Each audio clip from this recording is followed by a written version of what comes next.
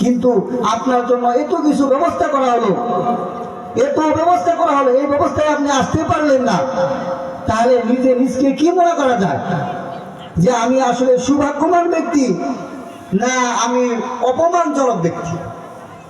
আমাকে চিন্তা ভাবনা করা দরকার ছিল।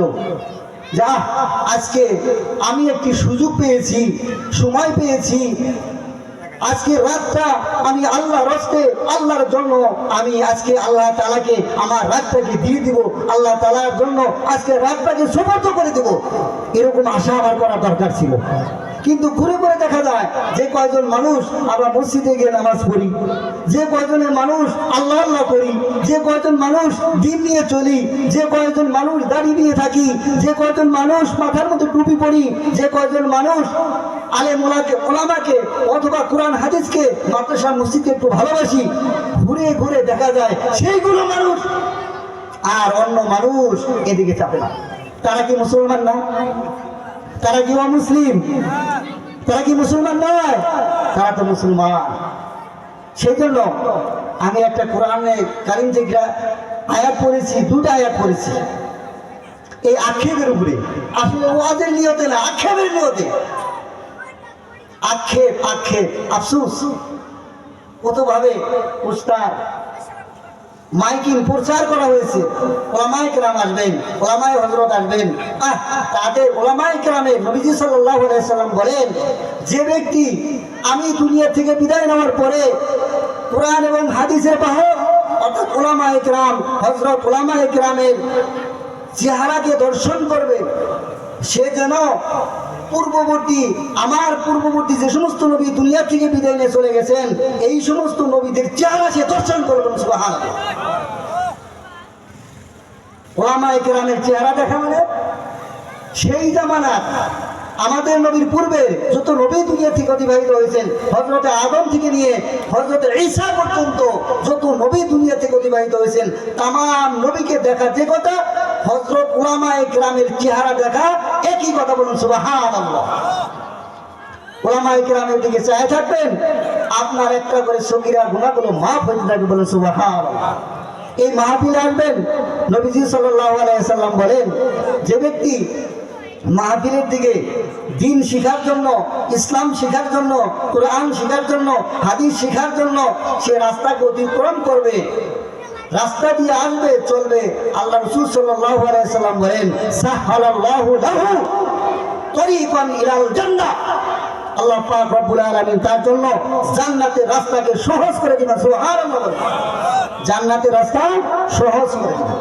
আজকে হতে পারে আফসোস আমাদের এখানে মানুষ ইন্তেকাল করতেছে না, মানুষ মারা যাইতেছে না, অনেকেই বলতেছে আমাদের এলাকার মধ্যে আজরাইল চোখে দেখছে। কত বড় আক্ষেপের কথা, কত বড় একটা খারাপ কথা, কবিরা কথা। ওই কথা বলা দরকার, এটা নিয়ে অন্তরে ভয় আনা দরকার। জানাজার সামনে সবসময় দাঁড়িয়ে যাইতেছি, আমার সামনে মরা একটা মানুষ শুয়ে আছে, মরা দেহ আমার সামনে, আমি তাকে নিয়ে দোয়া করতেছি, নামাজ পড়তেছি, আমিও তো একদিন এই ভাইয়ের মতো হয়ে যাব, আমিও তো এই মরা লাশ একদিন হয়ে যাব। এই আশা আকাঙ্ক্ষা, এই পরিতাপ আফসোস আমার অন্তরে রাখা দরকার ছিল, আমি তো একদিন এরকম হয়ে যাব। সেটা দেখে আমাকে নিদর্শন, এই ওসিয়ত নসিহত উপদেশ গ্রহণ করার দরকার ছিল যে আল্লাহ আজ থেকে আমি এইখানে এই অবস্থায় তোমার নিকটে তওবা করতেছি, তোমার নিকটে আমি রুজু করতেছি। আল্লাহ জীবনে আমি আর তোমার কথা না মেনে অন্য কোনো কথা মানব না, অন্য কোনো পথে চলবো না, চললে একমাত্র তোমার কথাই মেনে চলবো। বলুন সুবহানাল্লাহ। এইভাবে নিজেকে স্বীকৃতি প্রদান করা দরকার ছিল, অঙ্গীকারবদ্ধ হওয়া দরকার ছিল। আজকে আমরা জানাজা করে ফিরে চলে আসি, আগে যেমন ছিলাম এখনো তেমনই আছি। জানাজা করে লাভটা কি হলো? জানাজারে দোয়া জানেন, সবাই তো জানাজারে যায় খুব আগ্রহে, নতুন টুপি, নতুন পাঞ্জাবি, নতুন পায়জামা, লুঙ্গি পরে জানাজার নামাজে খুব আগ্রহের সহিত যায়। হ্যাঁ যান, ভালো গেলে 2টা সব পাওয়া যায়, 2 রাত সব পাওয়া যায়। জানাজা করলে 1 রাত, মাটি দিলে 1 রাত, 2 রাত সব পাওয়া যায়। নবীজি বলেন যে 1 রাত চিনো কাহাকে বলে? তখন সাহাবায়ে কেরাম বললেন ইয়া রাসূলুল্লাহ চিনি না তো। তখন নবীজি বললেন 1 রাত হলো, 1 রাত হলো একটা উহুদ পাহাড় পরিমাণ। বলুন সুবহানাল্লাহ। উহুদ পাহাড় পরিমাণ একটা সওয়াব জানাজা করলে পাওয়া যায়। সেখানে গেলে লাভ আর লাভ, আরো একটি লাভ, সেটা হলো আমাকে সেটা দেখে আল্লাহ পাক রব্বুল আলামিন, আল্লাহ নবী সাল্লাল্লাহু আলাইহি সাল্লাম এই নিদর্শন আমাদেরকে দিয়ে গেছেন যে দেখবা নিজের স্বচক্ষে, নিজের চোখে আঙ্গুল দিয়ে দেখবা যে তুমিও একদিন এরকম হয়ে যাবা। তুমি কিভাবে চলতেছো, কোথায় চলতেছো, খেয়াল করে চলো। কিন্তু অনেকগুলোকে মাটি দিলাম, কবরস্থ করলাম, আমার কোনো পরিবর্তন আসে নাই। আসছে কি? পরিবর্তন আসলে মসজিদ আজকে কি খালি থাকে? পরিবর্তন আসলে ইতিপূর্বেই গতকালও উদিনকাও বিদায় হয়ে গেছে, আমার পাশ থেকে বিদায় হয়ে গেছে, আমার বাড়ি থেকে বিদায় হয়ে গেছে।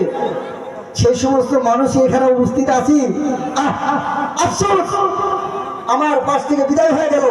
আমাকে চিন্তা ভাবনা করা দরকার ছিল, যাই আজকে আমি ওয়াজ মাহফিলে যাই, কিছু শিখে আসি, জান্নাতের রাস্তাকে সহজ করে আসি, কিছু দিন শিখে আসি, দিন শিখে আমার আমলটাকে আমি করার চেষ্টা করি।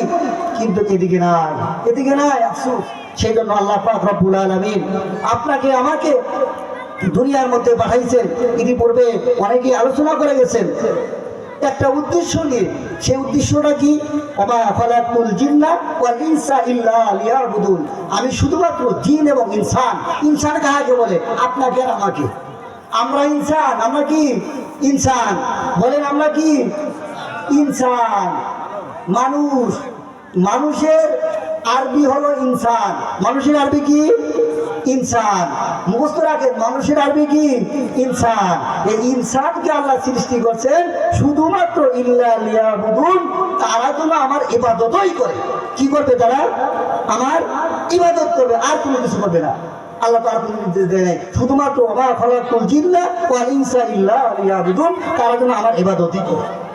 যাই হোক, আল্লাহ পাক রব্বুল আলামিন আপনাকে আমাকে এই এলাকাবাসী যাদের কানে এখন পর্যন্ত এখনো ঘুমের ভিতরে হলেও, ঘরের ভিতরে হলেও, দোকানপাটে হলেও, এখনো আমাদের এই দোকানপাটে অনেক আছে, এখন এই দোকানপাটে অনেক আছে, এই দোকানপাটে অনেক আছে, বর্তমান মাহফিলের বাজারে অনেক মানুষ আছে। তাদের জন্য কি আল্লাহ মৃত্যু লেখে নাই? তাদের জন্য আল্লাহ হায়াত লেখে নাই? তাদের জন্য আল্লাহ ইসলাম শিক্ষা করা ফরজ লেখে নাই? তারা কিভাবে এখন পর্যন্ত বলতে চাই, অনুরোধ করি সেই সুদূর জয়পুরহাট থেকে মুফতি রুহুল আমিন সাহেব দামাত বারকাতুহু তিনি এসেছেন আমাদের এখানে, ইতিপূর্বে এসেছিলেন, এবং গার্জানি থেকে আব্দুর রশিদ সাহেবও এসেছেন। তিনারা আলোচনা করবেন, তিনারা আপনাদেরকে দিন শিখাবেন, দিন শিখবেন, সেই অনুযায়ী আমল করবেন।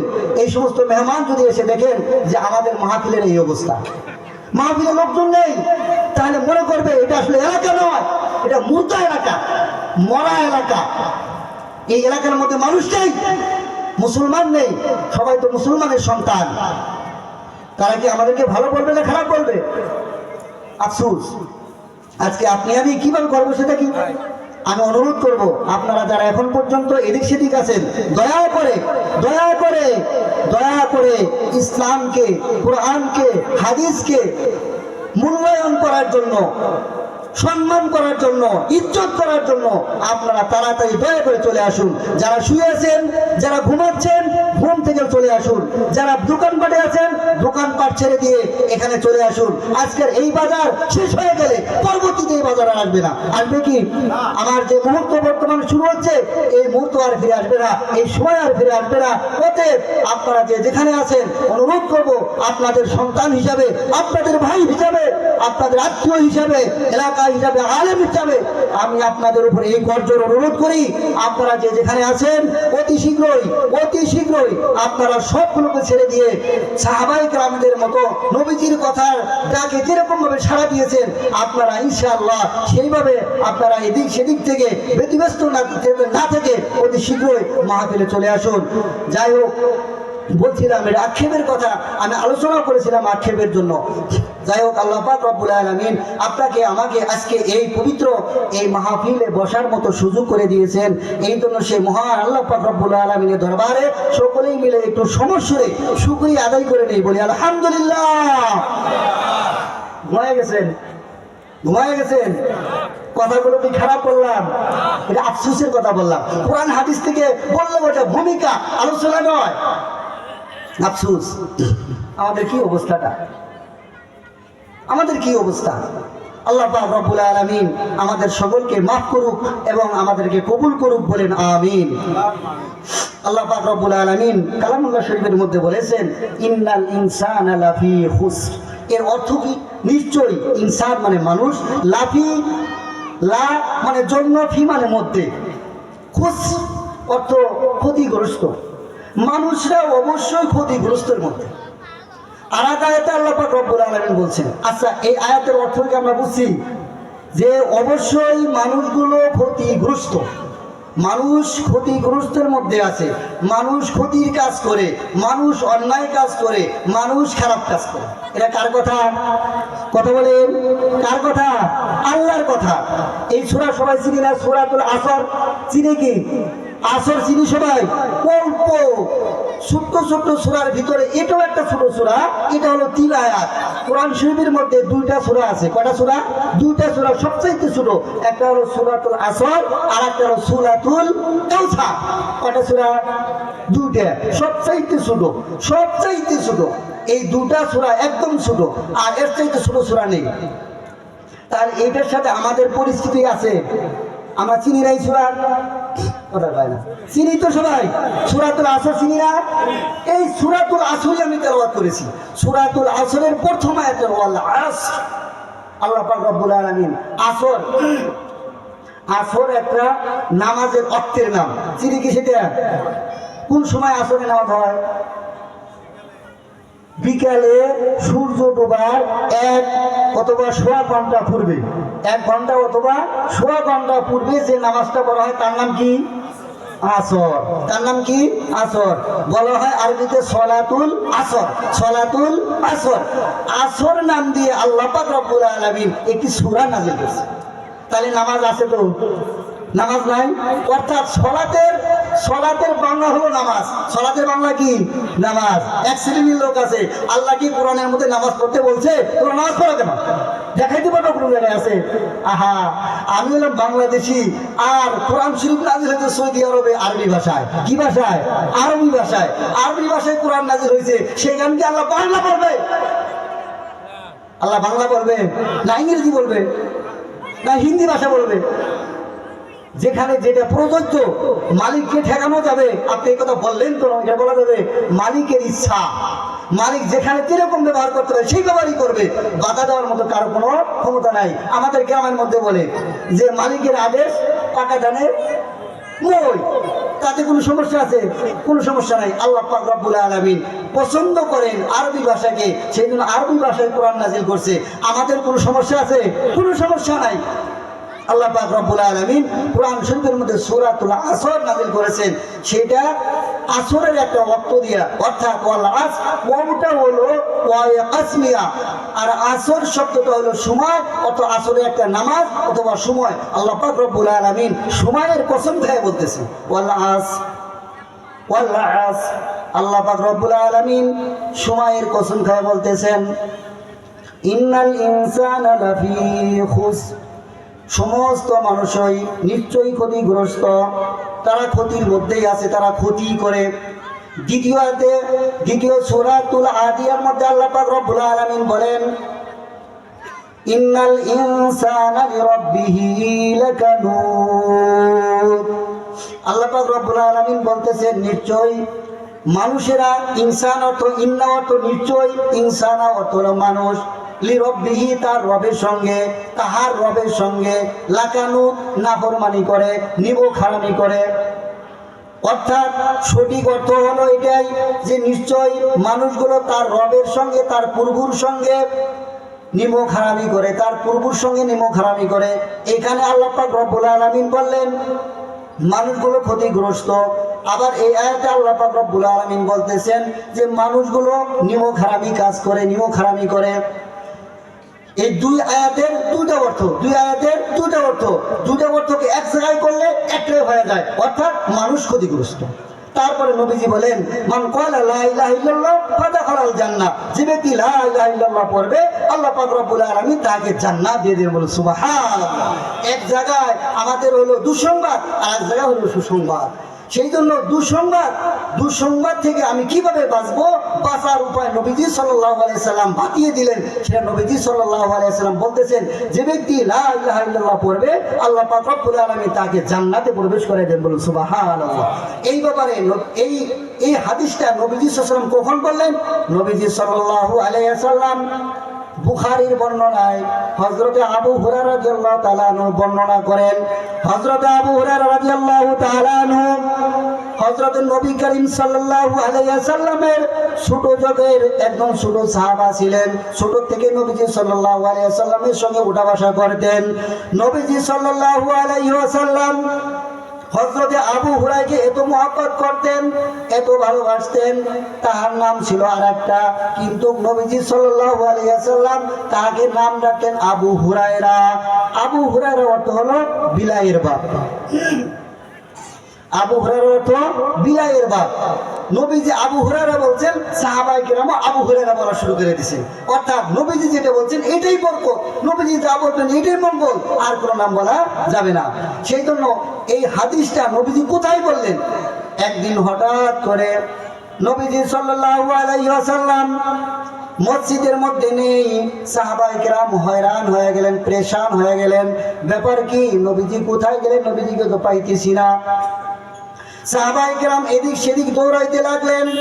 সকলে এদিক যান ওদিক যান, একে অপরকে জিজ্ঞাসা করেন, আমার হাবিব কোথায়, আমার নবীজি কোথায়, নবীজি কোথায় গেছেন? এর মধ্য থেকে হযরত আবু হুরায়রাও একজন ছিলেন। হযরত আবু হুরায়রা রাদিয়াল্লাহু তাআলা আনহু খুঁজতে খুঁজতে খুঁজতে খুঁজতে হঠাৎ একটা বাগানের মধ্যে চলে গেলেন। বাগানের চতুর্পাশ দিয়ে ঘুরলেন, কোনো জায়গায় নবীজি সাল্লাল্লাহু আলাইহি সাল্লামের সারা শব্দ পাইলেন না। হঠাৎ করে দেখলেন এক জায়গায় বাগানে ঢোকার মতো কোনো পরিবেশও নাই, জানলা দরজা সবগুলো বন্ধ। কোথায় কিভাবে হযরতে আবু হুরায়রা রাদিয়াল্লাহু তাআলা প্রবেশ করবেন? তিনার মনে হইল নবীজি বোধহয় এই বাগানের মধ্যে আছেন, নবীজি বোধহয় এই বাগানের মধ্যে থাকতে পারেন। তিনি ওই বাগানে খোঁজ করার জন্য সেই রাস্তা খুঁজছেন, রাস্তা পাইতেছেন না, সবগুলো দরজা জানালা বন্ধ। তখন হযরতে আবু হুরায়রা রাদিয়াল্লাহু তাআলা আনহু চতুর্দিক দিয়ে ঘুরতে ঘুরতে, যেমন আমরা ক্ষেতের ভিতরে পানি ঢুকাইতে গেলে ড্রেন করি, জানালা করি, ড্রেন দিয়ে পানি ঢুকাইয়া দেই, ওরকম ভাবে ওই বাগানের এক পাশে থেকে ড্রেন আছে, ড্রেন দিয়ে পানি যেখান দিয়ে সরবরাহ করা হয়। হযরতে আবু হুরায়রা রাদিয়াল্লাহু তাআলা আনহু ওই ড্রেনের ভিতর দিয়া খুব কষ্টে ওই বাগানের মধ্যে ঢুকলেন। ঢোকানোর পরে নবীজির ভিতরে যাইয়া দেখে নবীজি সাল্লাল্লাহু আলাইহি সাল্লাম সেখানে বসা। বলুন সুবহানাল্লাহ। নবীজি সাল্লাল্লাহু আলাইহি সাল্লাম ওই সময় যেন কি বলতেছেন তিনি বুঝতেছেন না। হঠাৎ কিছুক্ষণ পর নবীজি সাল্লাল্লাহু আলাইহি ওয়াসাল্লাম বললেন, তুমি কে? তখন বললেন, হুজুর আমি আবু হুরায়রা। তখন বললেন, আবু হুরায়রা তুমি আসছো, ভালো হয়েছে, তুমি আমার এই জুতাটা লও, আমার পরনের জুতাটা লও। আর দুটোটা জুতা হযরতে আবু হুরায়রা রাদিয়াল্লাহু তাআলা হাতে নিলেন। নেওয়ার পরে নবীজি বললেন, হে আবু হুরায়রা তুমি আর অপেক্ষা করো না, এখানে তোমার অপেক্ষা করার দরকার নাই, তাড়াতাড়ি তুমি বাইরে চলে যাও। তখন বলেন, ইয়া রাসূলুল্লাহ কেন আমি বাইরে যাব? তখন বললেন যে তুমি এই মুহূর্তে এখন আমার জুতা হাতে নিয়ে মানুষের ময়দানের মধ্যে চলে যাও, আর মানুষকে বলো, মান ক্বালা লা ইলাহা ইল্লাল্লাহ ফাদাখালাল জান্নাহ, যে ব্যক্তি লা ইলাহা ইল্লাল্লাহ একবার বলতে পারবে, আমি আর আল্লাহ রাসূল সাল্লাল্লাহু আলাইহি সাল্লাম বললেন আল্লাহ তাআলা তাকে জান্নাতে প্রবেশ করায়া দিবেন। যে ব্যক্তি লা ইলাহা ইল্লাল্লাহ একবার পড়বে, আল্লাহ পাক রব্বুল আলামিন তাকে জান্নাতে প্রবেশ করাই দিবেন। এই কথা শুনে হযরত আবু হুরায়রা দেরি করেন না, অতি তাড়াতাড়ি ওই বাগান থেকে বের হইলেন। বের হয়ে তিনি যাওয়া শুরু করলেন। প্রতিমধ্যে রাস্তায় হযরত ওমর রাদিয়াল্লাহু তাআলা আনহু সাক্ষাৎ হয়ে গেল। হযরত ওমর বলেন, হে আবু হুরায়রা তুমি কোথায় থেকে আসছো, কি বলো? তখন বললেন, আমি নবীজির সাক্ষাৎ পেয়ে গেছি। কয় কোথায় পাইছো? কয় অমুক বাগানে আমি পাইলাম। তখন বললেন, কি বলছে নবীজি? তখন বলতেছেন, আমাকে নবীজি সাল্লাল্লাহু আলাইহি সাল্লাম জানিয়ে দিলেন যে মান ক্বালা লা ইলাহা ইল্লাল্লাহ ফাদাখালাল জান্নাহ। এই কথাটা মানুষের ময়দানে প্রচার করে দাও, শোনাইয়া দাও, বলিয়া দাও। আমি এই কথা বলার জন্য চলিয়া যাইতেছি। এই কথা শোনা মাত্রই হযরতে আবু বকর, হযরত ওমর রাদিয়াল্লাহু তাআলা আনহু হযরতে আবু হুরায়রাকে এমন জোরে একটা থাপ্পড় মারলেন, থাপ্পড় মারার সঙ্গে সঙ্গে তিনি জমিনে পড়ে গেলেন। কিছুক্ষণ পর তিনি হুঁশ হইল, হুঁশ হওয়ার পরে বললেন, আমি তো ভালো কথা বলছি, নবীজির পক্ষ থেকে আমি আসছি, এই তখন নবীজির জুতা আমার হাতে, তুমি কেন আমাকে মারলা? তখন বললেন, হে আবু হুরায়রা, চুপ হও, চুপ হও, চুপ হও, কথা বলিও না, কথা বলিও না, তোমাকে আমি নবীজির দরবারে নিয়ে যাব। এই কথা বলে আবু হুরায়রাকে সহ তিনি ওই বাগানের মধ্যে চলে গেলেন। বললেন, ইয়া রাসূলুল্লাহ, এই ব্যক্তি যে কথাটা বলে তার কথা ঠিক না অঠিক? তখন নবীজি বললেন, হ্যাঁ, আমি যে কথাটা বলছি ঠিক, আবু হুরায়রা সেই কথাটাই তোমাকে শোনাইছে, তুমি কেন তাকে মারছো? তুমি তাকে থাপ্পড় দিয়ে কেন জমিনে ফেলাইয়া দিছ? তখন বললেন, ইয়া রাসূলুল্লাহ, ইয়া হাবিবাল্লাহ, আপনি যখন এই কথাটা বলছেন আমি বুঝছি যে কোন কারণে কোন উদ্দেশ্যে কথাটা বলছেন, কিন্তু ইয়া রাসূলুল্লাহ, ইয়া হাবিবাল্লাহ, আমার ভয় হয় এই কথাটা যদি মানুষের ময়দানে আবু হুরায়রা এইভাবে বলিয়া দেয়, তাহলে মানুষ আর কোনো আমল করবে না, তামাম আমলগুলো মানুষ ছাড়িয়ে দিবে। মানুষগুলো আমল ছাড়িয়ে দিয়া শুধু লা ইলাহা ইল্লাল্লাহর উপরে তারা ক্ষান্ত করবে, এর উপরে তারা ব্যস্ত করবে, আর কোনো আমলে তারা জড়িত হবে না। হুজুর, এই ভয়ে আমি আবু হুরায়রাকে থামাইয়া দিছি, এটা কি আমার ভুল হয়েছে না অন্যায় হয়েছে না ক্ষতি হয়েছে? তখন নবীজি সাল্লাল্লাহু আলাইহি সাল্লাম বললেন, হ্যাঁ, কথাটা ঠিক, ঠিক আছে, কিন্তু মান ক্বালা লা ইলাহা ইল্লাল্লাহ হাক্কান ফাদাখালাল জান্নাহ। নবীজি বললেন যে এখানে কিছু কথা গোপন আছে, মান ক্বালা লা ইলাহা ইল্লাল্লাহ বলা এখানে কিছু কথা গোপন আছে। সেই কথাটা হলো, যে ব্যক্তি কালিমাকে লা ইলাহা ইল্লাল্লাহকে সঠিকভাবে অন্তর থেকে আদায় করবে, আল্লাহ পাক রব্বুল আলামিন তাকে জান্নাতে প্রবেশ করাইয়া দিবেন। সুবহানাল্লাহ। অর্থাৎ এখানে আল্লাহ পাক রব্বুল আলামিন মান ক্বালা লা ইলাহা ইল্লাল্লাহ ফাদাখালাল জান্নাহ, নবীজি যে কথাটা বলছেন কথা ঠিক, কিন্তু এখানে কিছু কথা গোপন আছে। সেটা হলো যে নবীজি সাল্লাল্লাহু আলাইহি ওয়াসাল্লাম মুহাদ্দিসিনগণ বলেন সেখানে কিছু ব্যাখ্যা রয়ে গেছে। সেই ব্যাখ্যাটা হলো ইকরার বিল লিসান, তাসদীক বিল জিনান, আমল বিল আরকান। অর্থাৎ আল্লাহ নবী সাল্লাল্লাহু আলাইহি ওয়াসাল্লাম এই কথা দ্বারা এই কালিমা দ্বারা এই কথা বুঝাইতে চাচ্ছেন যে তোমরা জবানে স্বীকার করবা লা ইলাহা ইল্লাল্লাহ, জবানে বলবা, তোমার মুখ দিয়ে বলবা, তোমার মুখ দিয়ে এই কথা মানুষের ময়দানে প্রচার করবা, মানুষকে এই কথা বলবা, মানুষকে শোনাইয়া দিবা যে লা ইলাহা ইল্লাল্লাহ আমি পড়েছি, অর্থাৎ আমি মুসলমান হয়ে গেছি। বলুন সুবহানাল্লাহ। আর তুমি তাসদীক বিল জিনান, তোমার যে অন্তর আছে এই অন্তর আত্মা দিয়ে তুমি কঠিনভাবে বিশ্বাস করিয়া নেবা, অর্থাৎ এর মধ্যে যেন কোনো চুচারা না থাকে, কোনো প্রকারের কিন্তু না থাকে, ঝামেলা না থাকে, কোনো প্রকারের সমস্যা না থাকে। তামাম সমস্যাকে বিরত রেখে, তামাম সমস্যাকে বিলুপ্ত করে দিয়ে শুধুমাত্র লা ইলাহা ইল্লাল্লাহ বিশ্বাস করবা, তোমার অন্তরে জায়গা দেবে, স্থান দিবা। তারপরে নবীজি বলেন যে আরেকটা হক হলো যে তুমি এই কালিমা পড়ার পরেই তোমার মাথা থেকে নিয়ে পা পর্যন্ত তোমার অঙ্গ প্রত্যঙ্গ সমস্ত কিছু শুধুমাত্র চলবে একমাত্র দুইটা লোকের কথায়। কয়টা? দুইজনের।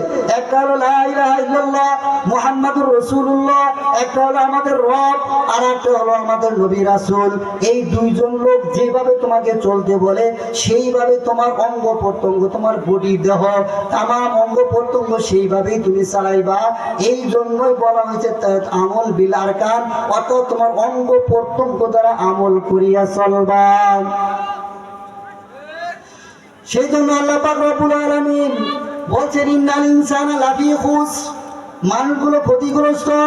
ইন্নাল ইনসানা লিরাব্বিহি লাকানুত, মানুষগুলো নিমুখ হারাম। অর্থাৎ মানুষকে আল্লাহ পাক রব্বুল আলামিন যেভাবে আমল করার জন্য বলছেন, যেভাবে চলার জন্য বলছেন, অর্থাৎ মুখে স্বীকার করা, অন্তরে বিশ্বাস করা, অঙ্গ প্রত্যঙ্গে আমল করা, আজকে আমাদের ভিতর থেকে একদম উঠিয়া গেছে। জানেন নাই আছে কি আমাদের ভিতরে? নাই, সবগুলোকে আমরা ছেড়ে দিয়েছি। সেই জন্য লা ইলাহা ইল্লাল্লাহ পড়ে শেষ করে দিয়েছি। এটা না, লা ইলাহা ইল্লাল্লাহর সঙ্গে জবান দিয়ে বলতে হবে, অন্তরে বিশ্বাস করতে হবে, আমার অঙ্গ প্রত্যঙ্গ দ্বারা, আমার হাত পা দ্বারা আমল করতে হবে। যদি আমি আমল করতে পারি, নবীজি সাল্লাল্লাহু আলাইহি ওয়াসাল্লাম বলেন ফাদাখালাল জান্নাহ, ওই ব্যক্তিকে আল্লাহ পাক রব্বুল আলামিন জান্নাতে প্রবেশ করিয়ে দেবেন। সুবহানাল্লাহ।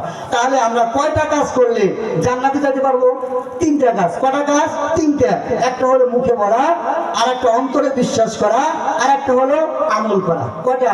তিনটা। তিনটা কাজ যদি আমি করি তাহলে আমি ক্ষতিগ্রস্ত হব না, ধ্বংসগ্রস্ত হব না, আমি লাভবান হব, সাফল্য হব, যদি তিনটা কাজ আমার ভিতরে থাকে। কয়টা কাজ?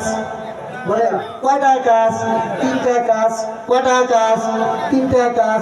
তিনটা কাজ। এক নম্বরে মুখস্থ করেন। এক নম্বরে মুখে বলা, এক নম্বরে মুখে বলা, দুই নম্বরে অন্তরে বিশ্বাস করা, দুই নম্বরে অন্তরে বিশ্বাস করা, তিন নম্বরে আমলে পরিণত করা, আমলে পরিণত করা। কয়টা কাজ? কয়টা? তিনটা। এক নম্বর মুখে বলা। কোনটাকে? এক নম্বরে মুখে বলা। কোনটাকে? এক নম্বরে মুখে বলা।